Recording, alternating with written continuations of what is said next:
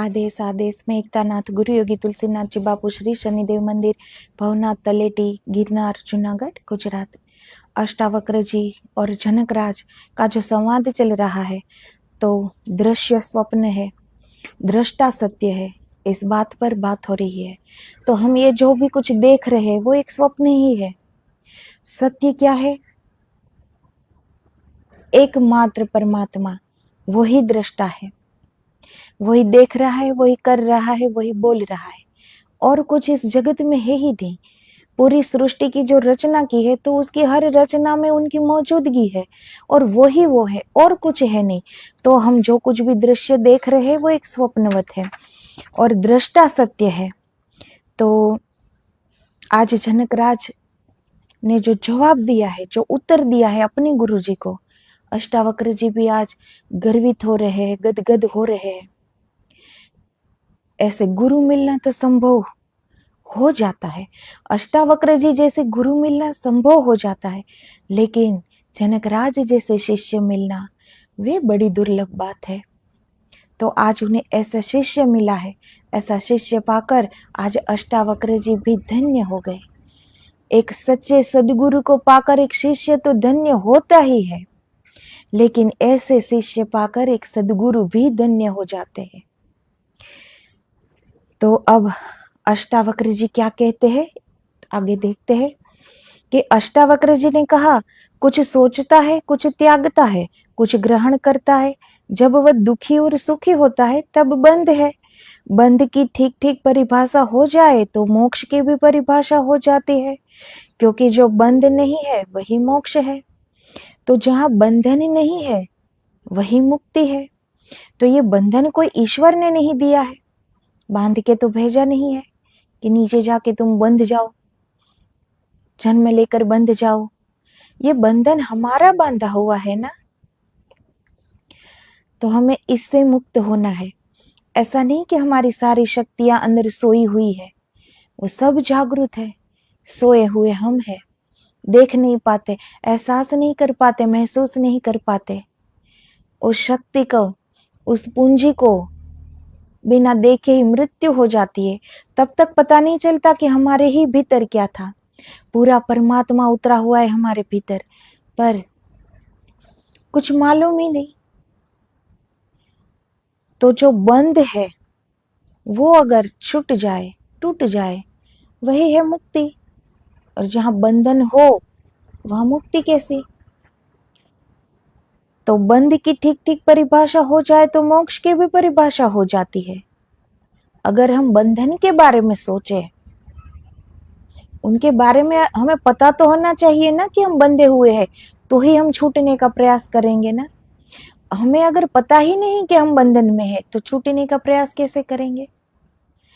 तो हमें डायरेक्ट छूटने का, हमें मुक्ति की बात नहीं करनी है, पहले बंधन की बात करो कि खुद को पता हो कि हम बंधन में है, तो ही हम मुक्त हो पाएंगे। आनंद की परिभाषा करनी हो तो बुद्ध भगवान कहते हैं दुख का निरोध।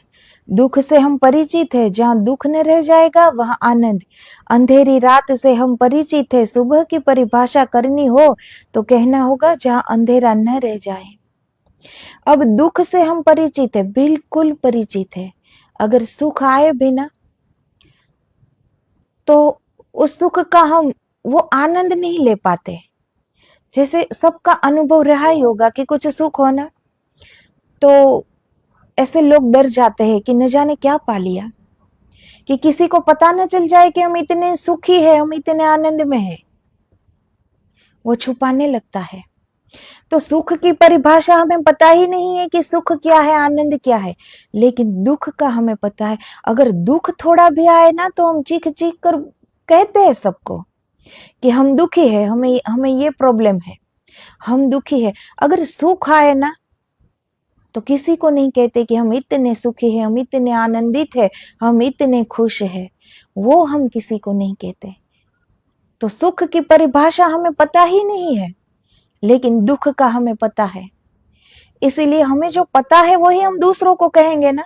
दुख का हमें पता है, इसीलिए जब दुख आता है तो हम दूसरों को भली भांति समझाते हैं कि हमें ये दुख है। तो दुख से हम परिचित है। तो पहले आनंद का हमें कोई पता ही नहीं है, आनंद क्या है वो हमें पता ही नहीं है।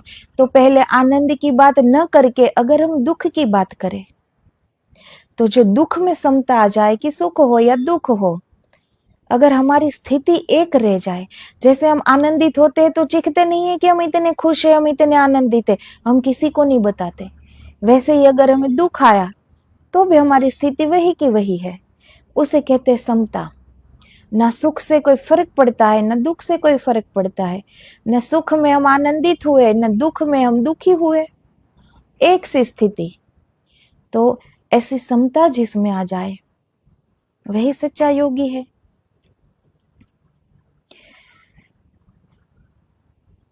तो बुद्ध भगवान इसीलिए ही कहते हैं कि दुख का निरोध, जहां दुख न हो वहीं सुख है, क्योंकि जो बंध नहीं है वही मोक्ष है। और आसान है पहले बंधन की परिभाषा कर लेना, क्योंकि बंधन से हम परिचित है।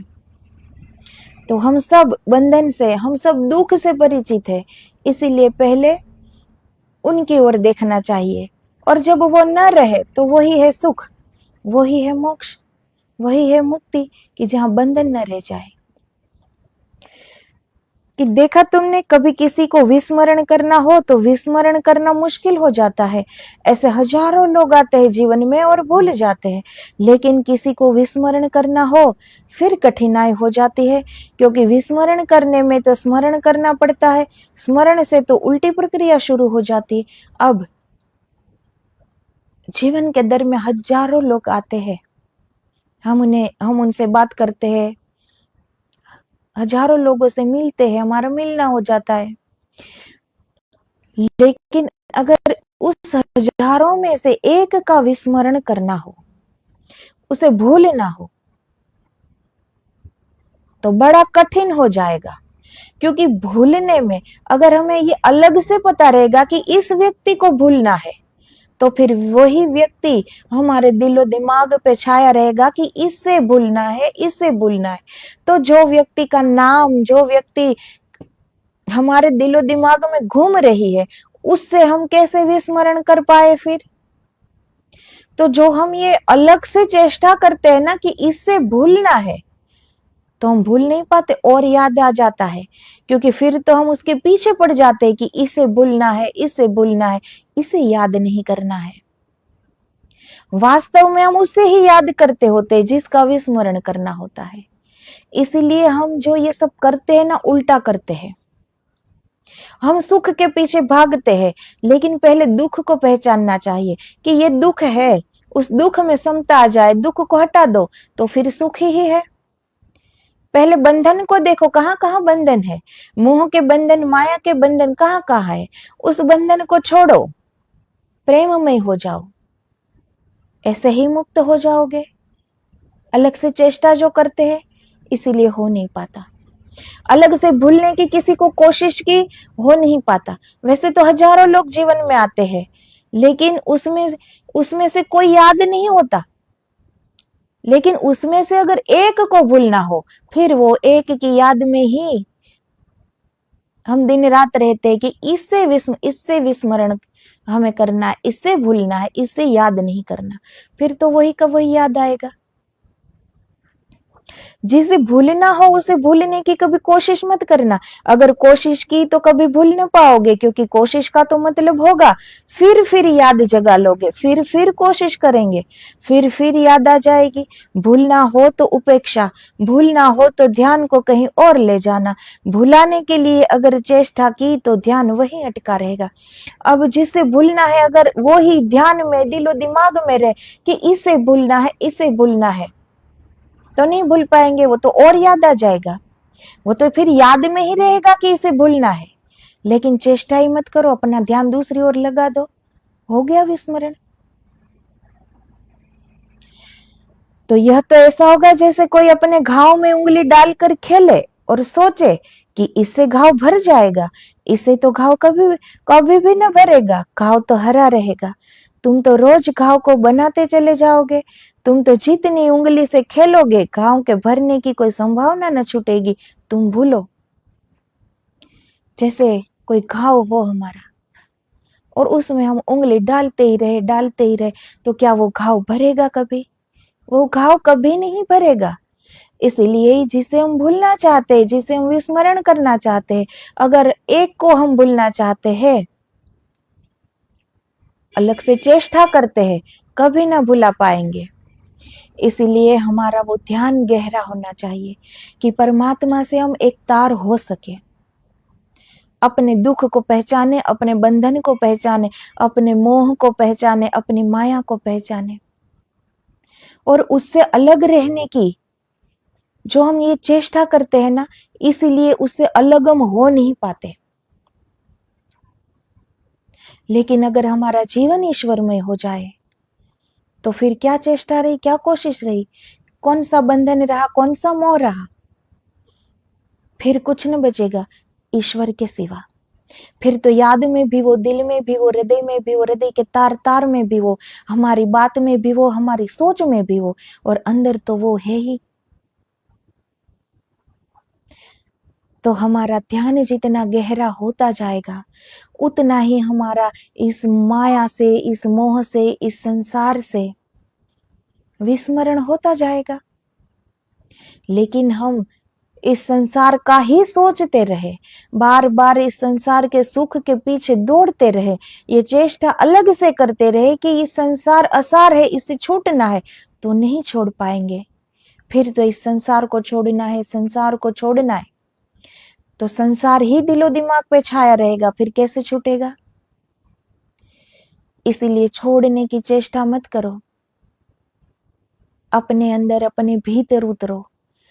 जैसे जैसे ध्यान बढ़ता जाएगा, ध्यान की गहराई बढ़ती जाएगी, वैसे वैसे सब स्वतः छूटता जाएगा।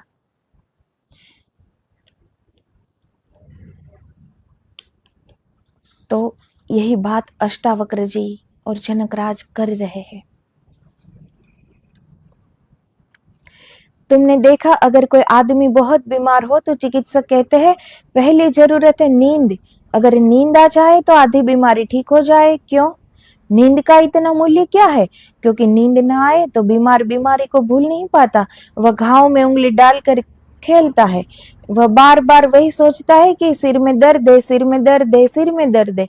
वह जितनी बार सोचता है दर्द को उतना बल देता है। तो हम जितना भी सोचते हैं ना एक बात को, तो उस बात को हम और बल देते हैं, वो बात फिर बढ़ती ही जाती है, फिर वो कम नहीं होती। इसीलिए जो जब कोई बीमार होता है, उसमें भी अगर उन्हें समझता आ जाए कि बीमार, और फिर बीमार होता कौन है? ये शरीर ना। इस शरीर में हम इतने ओत प्रोत हो गए ना कि शरीर को ही अपना सब कुछ मान लेते कि मैं बीमार हूं। मैं बीमार नहीं हूं, बीमार ये शरीर है। बीमारी आई है, जो आया है जाएगी भी। उसमें इतना अगर हम रस बस न जाए कि मैं बीमार हूं, मैं बीमार हूं, मुझे ये दर्द है, मुझे ये दुख रहा है, तो वो बीमारी इतनी नहीं बढ़ती जाएगी। वो हमारे सोच से बढ़ती जाती है कि मैं बीमार हूं, मैं बीमार हूं, मैं बीमार हूं। अगर हम कहे कि कुछ नहीं हुआ है, जो कुछ हुआ है शरीर को हुआ है और मैं शरीर नहीं हूं, तो वो बीमारी लगेगी ही नहीं। फिर हम बीमार है ये लगेगा ही नहीं, तो वो आगे नहीं बढ़ेगी वो बीमारी। कामी व्यक्ति काम से छूटना चाहता है तो काम ही काम की चिंता करता है कि कैसे छूटूं, ये पाप है, ये बुरा है, ये अपराध है। अब जो कामी होता है, वो काम, अगर वो सोचे कि मुझे काम से छूटना है, तो फिर वो सोचेगा किसके बारे में? काम के बारे में ही सोचेगा ना, कि इस काम से मैं कैसे छूटूं, ये काम तो पाप है, ये काम तो अपराध है, ऐसे ही सोचता रहेगा ना। तो जिसका हम जितना स्मरण करेंगे उतना ही उसके पास होते चले जाएंगे ना। अब कामी काम का स्मरण करेगा तो विस्मरण कैसे होगा? काम वो तो उसके और नजदीक आ जाएगा, काम काम काम। तो क्रोधी क्रोध से छूटना चाहता है तो क्रोध के साथ ही उलझा रह जाता है। तुम जिससे छूटना चाहोगे उसी में अटक जाओगे। ध्यान को बदलना, ध्यान रात से हटे सुबह पर लगे, ध्यान अंधेरे से हटे दिए पर लगे। दुख की बात ही मत उठाओ, दुख है उसकी उपेक्षा करो। सुख को जगाओ, इधर सुख जगने लगेगा, उधर दुख तिरोधान होने लगेगा। अपनी सोच इतनी बड़ी रखो कि सुख ही सुख है, क्या दुख है? किसको दुख है? कुछ मानसिक अशांति आई तो मन वो हम नहीं है, कोई बीमारी आई तो शरीर हम नहीं है। अगर ये हम माने तो दुख कहाँ है? और फिर हमारी सोच, हमारी दुख की परिभाषा क्या है कि जो हम चाहे वो हमें मिले ना तो हम कहते हैं कि हम दुखी है। हमारे पास इतने पैसे होने चाहिए, अगर नहीं है तो हम दुखी है। हमारे पास इतना प्रेम होना चाहिए, नहीं है तो हम दुखी है। इतनी छोटी सी ही हमारी दुख की परिभाषा है ना। अब दुख की परिभाषा ही इतनी छोटी है तो फिर अगर सुख आएगा तो इतना छोटा ही आएगा ना। वो कहाँ भर पाएंगे हम उस सुख को? तो फिर आनंद की बात तो बहुत दूर रही ना। इसीलिए रात से नजर हटा दो, हमारा ध्यान हट जाए तो कहाँ लगेगा? सुबह में। दुख से हमारा ध्यान हटा दो तो कहाँ ध्यान जाएगा? सुख में। और कहाँ जाएगा वो? तो ये हमारी सोच पे डिपेंड करता है, हमें हमें कहाँ ध्यान देना है, हमारा ध्यान कहाँ होना चाहिए, उस पर आधारित है ये।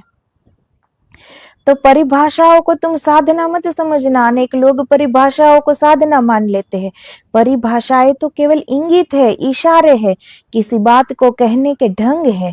और कहना पड़ता है उल्टी तरफ से, क्योंकि उल्टे से तुम परिचित हो।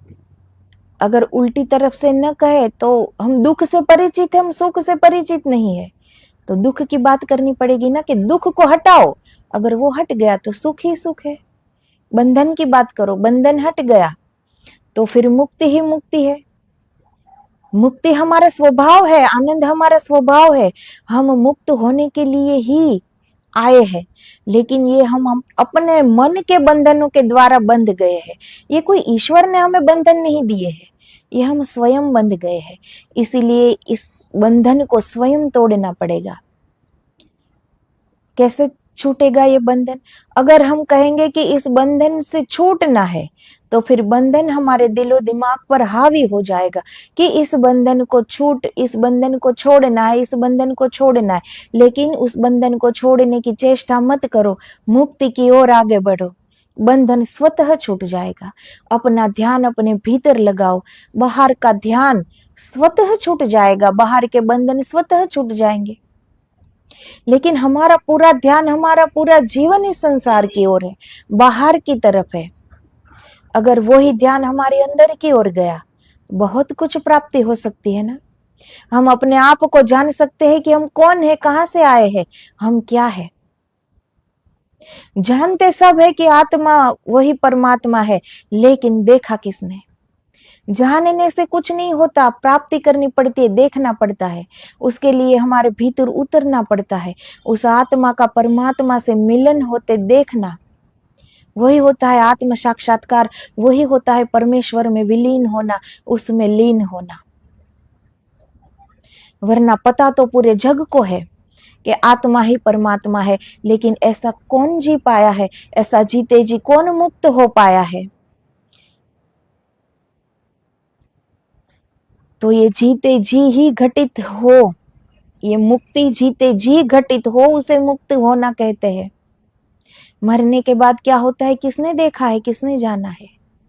ये मोक्ष, ये मुक्ति, ये जीवन के रहते पानी है। तो सारे बंधन छट गए, सारे बंधन छूट गए, वही है मुक्ति। तो हम जिससे परिचित है उसी की बात करेंगे ना। दुख से हम परिचित है, दुख को सोचो और उसे दूर करो कि दुख आखिर है किसको। मानसिक अशांति है तो वो मन को है, तो मन हमारा स्वरूप नहीं है। कोई बीमारी है तो शरीर को है, शरीर हमारा स्वरूप नहीं है। फिर हम दुखी किस बात के लिए हो रहे हैं? इस दुख को हटाओ, इस दुख को समझो।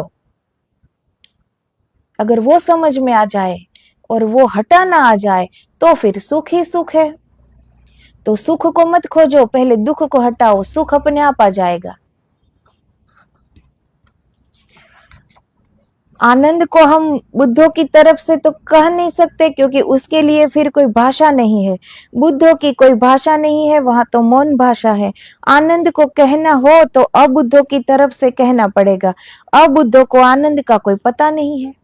अब एक संत जो आनंद को उपलब्ध हो गया है, वो अगर हमें आनंद की बात समझाना चाहे तो हम कैसे समझे? हमें वो आनंद उपलब्ध नहीं हुआ है, तो वो अगर हमें समझाना चाहे तो हम कैसे समझे? हम आनंद की कोई परिभाषा है नहीं कि वो शब्दों के द्वारा हमें बता सके। वो तो अनुभूति का विषय है। वो हमें भी अपनी ध्यान की गहराई में उतरकर, अपने भीतर उतरकर वो अनुभूति करनी पड़ेगी, तभी हमें भी उस आनंद को उपलब्ध होना पड़ेगा, तभी हमें आनंद का पता चलेगा ना। अब कोई व्यक्ति कहे कि गुड़ इतना मीठा है, अगर हमने कभी खाया ही न हो तो हमें हमें ये तो पता लगता है कि सामने वाला कहता है कि गुड़ मीठा है, लेकिन कैसा मीठा है, कैसा स्वाद है, वो तो हम खाएंगे तभी वो अनुभव होगा ना। तो बिल्कुल आनंद की बात ऐसी ही है। कोई भी बुद्ध पुरुष, कोई भी संत हमें आनंद की कोई परिभाषा नहीं बता सकते। वो हमें स्वयं अनुभूति करनी पड़ती है कि आनंद क्या है। उसे हम शब्दों में नहीं बांध सकते। शब्दों के द्वारा आनंद को बताया नहीं जा सकता, वो अनुभव का विषय है। इसीलिए अब बुद्धों को आनंद का कोई पता नहीं है, अड़चन समझो, बुद्धों के पास कोई भाषा नहीं है। अब जिसे आनंद का कुछ पता ही नहीं है, उसे कैसे समझाए? और बुद्ध पुरुष जो आनंद को उपलब्ध हो चुका है, उसके पास कोई भाषा नहीं है, कोई शब्द नहीं है कि वो आनंद को समझा सके। आनंद का अनुभव है। अब बुद्धों के पास भाषा है। अब जिसको कुछ पता नहीं होता ना, उसके पास भाषा होती है, शब्द होता है बताने के लिए कि ये ऐसा है, वे वैसा है। लेकिन जो पा गया, जो उपलब्ध हो गया, उसके पास कोई शब्द नहीं, क्योंकि वो समझ गया कि वह निशब्द है। वो बड़ी मौन में घटना घटित हुई है। इनके लिए कोई शब्द बने ही नहीं है, तो वो कैसे समझा पाए? लेकिन एक संत हमारे पर करुणा करते, कृपा करते कि जो भी उसे शब्द में पिरोना आए वो पिरोते हैं और हमें समझाते हैं, हमें समझाने के लिए शब्द देते हैं। शब्द होते नहीं, वो बड़ी मौन घटना है, वो बड़ी निशब्द घटना है। उनके पास शब्द है ही नहीं, लेकिन वो संत की करुणा है कि वो शब्दों में हमें समझाते हैं। लेकिन वो आनंद को परिभाषित नहीं कर सकते। उस आनंद को जब तक हम स्वयं न उपलब्ध हो जाए, उस आनंद को हमें कोई और नहीं बता सकता। अब इन दोनों के बीच कैसे संवाद हो? तो जैसे बुद्ध पुरुषों के अनुभव को अबुद्धों की भाषा में अनुवादित करते हैं। जब हम कहते हैं आनंद दुख का निरोध है, तो अनुवाद है यह। जब हम कहते हैं सूरज का उगना रात का मिट जाना है, तो अनुवाद है यह। तुम्हारी भाषा में अनुवाद है, तुम्हें अनुभव नहीं। अब जिसे अनुभव नहीं है, उनको तो शब्दों के द्वारा समझाना पड़ेगा ना। तो फिर बुद्ध पुरुष कैसे समझाए? अब जो उनके साथ घटित हुआ है, उनका कोई शब्द है नहीं, लेकिन जिसे आनंद का पता ही नहीं है, उसे समझाना हो तो कैसे समझाए? तो फिर बुद्ध पुरुष कहते हैं कि सूरज का उगना, जैसे सूरज उदय होता है, तो क्या रात को कोई धक्का देता है कि अब तू चली जा? अब रात को कोई संदेशा देता है कि अब सूरज उदय हो चुका, अब तू चली जा? लेकिन सूरज के उदय होते ही रात स्वतः चली जाती है। वैसे ही ज्ञान का दिया, ज्ञान का प्रकाश अपने भीतर जब जलता है, तो अज्ञान का अंधेरा स्वतः मिट जाता है। तो जब मन कुछ चाहता है, तदा बंधो यदा चितम किंचिद वांछति सोचती किंचिन मुंचति गृहणाति किंचिन दृश्यति कुप्यति। जब मन कुछ सोचता है, कुछ चाहता है, कुछ त्यागता है, कुछ ग्रहण करता है, जब वह सुखी और दुखी होता है, तब बंध है। तो जब हमारा मन कुछ चाहता है ना, ये जो हमारी महत्वाकांक्षाएं होती, हमारी आकांक्षाएं होती, हमारी अपेक्षाएं होती है, यही है बंधन। इससे अगर हम छूट जाए, कहने का अर्थ ये नहीं कि कोई सब आकांक्षा छोड़ दो, हाथ पे हाथ धर कर बैठ जाओ, ऐसा नहीं है। कर्म भूमि है ये, कर्म करना, कर्म करने के लिए ही हम आए, कर्म करो। इतना परिश्रम कि भाग्य भी बदल जाए, इतना परिश्रम करो। लेकिन अगर हम आकांक्षा न रखें, फल की आशा ईश्वर पर छोड़ दे, तो दुख नहीं होगा। लेकिन फल की आशा हम अपने आप जोड़ लेते कि हम इतनी मेहनत करेंगे तो अंत में हमें ये मिलेगा, ये हम अपने आप सोच लेते हैं ना, और फिर नहीं मिलता तो हम दुखी हो जाते हैं। इसीलिए फल की आशा न करे, वो परमात्मा पर छोड़ दे तो हम दुखी नहीं होंगे। हमारा काम है कर्म करना।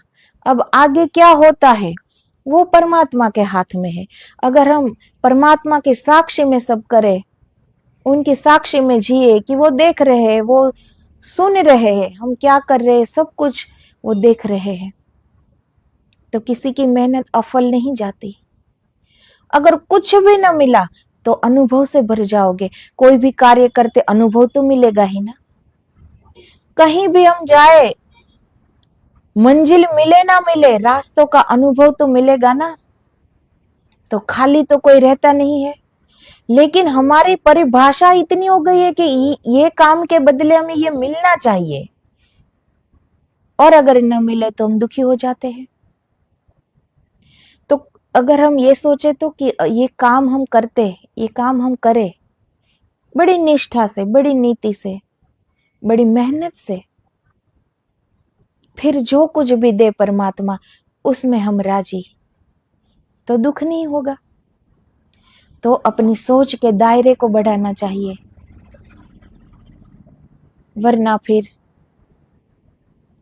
जितनी छोटी हमारी दुख की परिभाषा है, फिर अगर सुख आएगा ना तो वो भी इतना ही छोटा आएगा।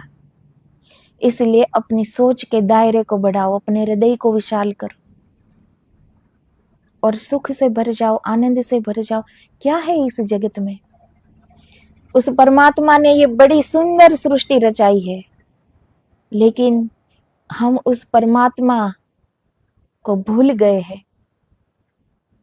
वहां हम अपनी चलाते हैं कि ये होना चाहिए तो मैं सुखी होऊंगा, ये होना चाहिए, मेरी मर्जी से होना चाहिए तो मैं खुश होऊंगा।